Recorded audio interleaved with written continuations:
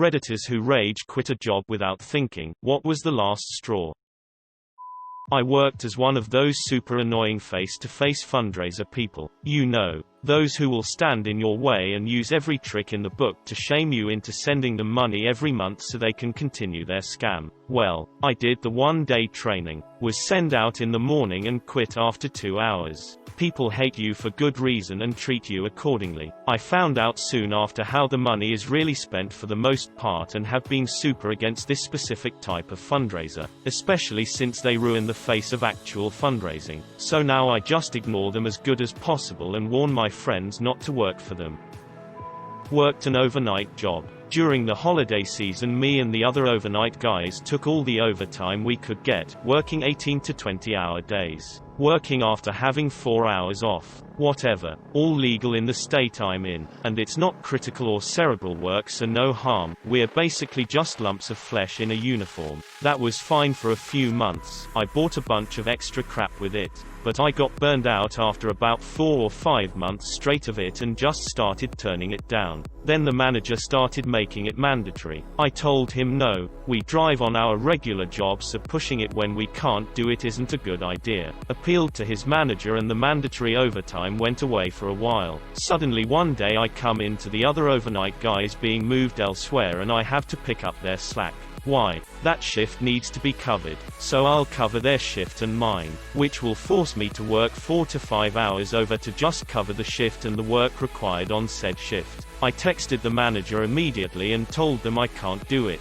He stated it's mandatory and if I cannot do it, I'll no longer have the job. He'd do me a favor this one time and move the other overnight guys back so I don't have to stay over. They were legitimately shocked when I didn't show up the next night, or ever again.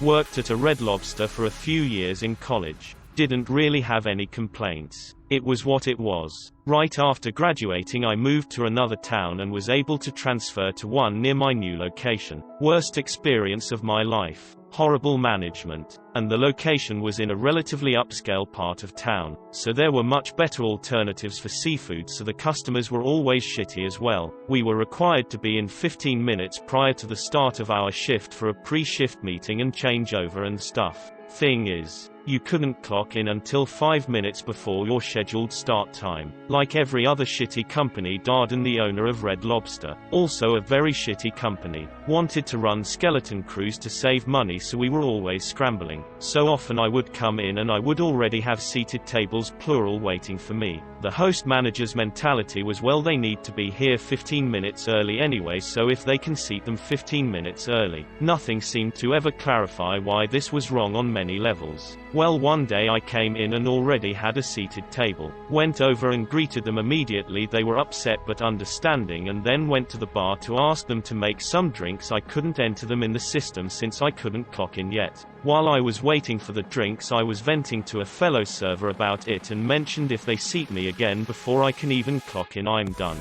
Well, before I could even finish the sentence, they had seated me again. I told the server I was talking to it was nice to have worked with them. Made sure to let both tables know they were seated in a section that didn't even have a server yet, because the company didn't want to pay for a full staff and that they should dine at restaurants that care about them having a good experience. And walked out. No regrets, and I'll never give Darden a dime of my money ever again. This is called wage theft, and guess what? It's illegal. I used to work as a lifeguard. I had injured my shoulder and was in a sling. If I didn't, I had to guard a pool, being unable to swim because my arm was in a sling. Did the pettiest thing possible. Sent in my resignation late at night, the day before my morning shift. Have fun finding a replacement. Assholes. I worked my way through community college at an aluminum die-casting plant. In the tool room. It was the nastiest job in the plant.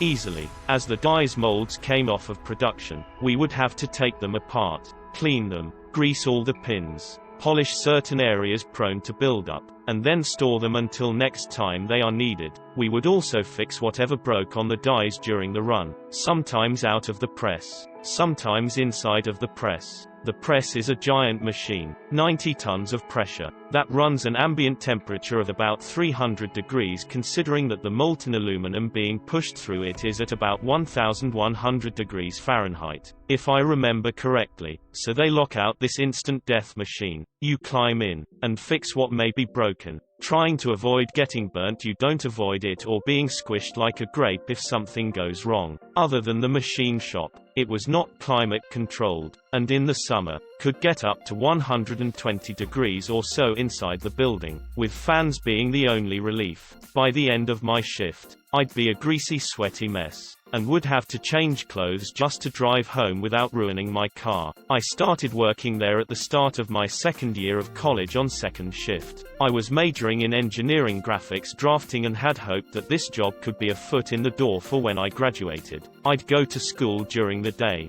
then go to work full-time on second, come home, do my homework, catch a few hours sleep, and repeat. I graduated a year later, and had the opportunity to move to first shift. Same job. Sure, I lost the shift premium, but at least I was home during waking hours with my soon-to-be wife. In the meantime, I'm ravenously looking for my first job, but everyone tells me the same thing. You don't have any experience. I worked at that hellhole for another year while I continuously looked for a job in my field. I'd keep my mind sharp by quizzing myself on how I'd draw a part that I might be working on at the time. During all of this, my first shift manager, Asshat, was going to the same school at night, with the same teachers as me, for the same degree I had already graduated in. One day, Professor, the head of the engineering graphics department, brought in a new class for a plant tour of our facility. This would be the same plant tour I did 2 years prior, and how I learned about the job I currently had. The group finally made it to my department, and I tried to hide from Professor out of shame of still being there. He saw me, came over to me, and said, "What the hell are you still doing here? You were my best student of your class." I told him, like I said earlier, no one wanted to take a shot on me. Everyone said I had no experience. That's when he shook his head and said, "I lost your number right after you graduated. I knew you worked here with Asshat, so I have been telling him for over a year, for you to contact me, that I had jobs lined out the door." Asshat turned red and walked off. I gave Professor my number, thanked him, shook his hand, packed up my toolbox and walked out the door. Had a job 2 weeks later. I was working at a restaurant that was, to put it bluntly, atrocious. The place was almost always dead apart from the owner's friends, who would make it their life's mission to be incredibly rude to myself and other staff members. Somehow I stuck it out for 6 months. The final straw came at Christmas when I wanted to travel back home to spend time with my family, as my grandmother was sick at the time, and their response was, "You have to decide what's more important, your job or your family." I told them that was the dumbest question I've ever heard and walked out. So this happened 2 weeks ago. I was going out with some friends and I tore my ACL. Told my boss I couldn't come in for a while because of this. I'm a chef, so there's no way I can work with a torn ACL. However, my boss failed to understand that and said that if I didn't come in the next day I would be let go. I quit on the spot. I feel like it's illegal to fire someone for an injury. There were a couple things building up to the last straw. Mainly I was the supervisor of my crew, but the boss was getting around to the paperwork that would confirm my title change and pay raise for 3 months. Also, I was supposed to get full medical benefits, but the day I quit the benefits were in the mail, so just wait for 7 months. The last straw was when the company had approaching deadlines and the scumbag management staff was getting desperate. They kept cutting out everyone's breaks and harassing people out of filing first aid reports. Someone on my crew was starting to get heat rash working in summer in the middle of a heat wave, but the boss was standing in the shade glaring us down so we wouldn't take breaks. After my coworker collapsed, I stopped everything and ran to her side to help. The boss came up and said, "Oh shit, heat stroke. Take 5 minutes. Get water. Get back to work." So I exploded and told them to go themselves, and they're as bad as a manager as they are a person, and they can't treat people like that. I helped my coworker gather her things and I gathered mine and I drove her to the hospital and I never went back. I immediately filed a safety breach report with WorkSafe BC telling them of every safety rule they broke, and since then I heard that 2 others quit.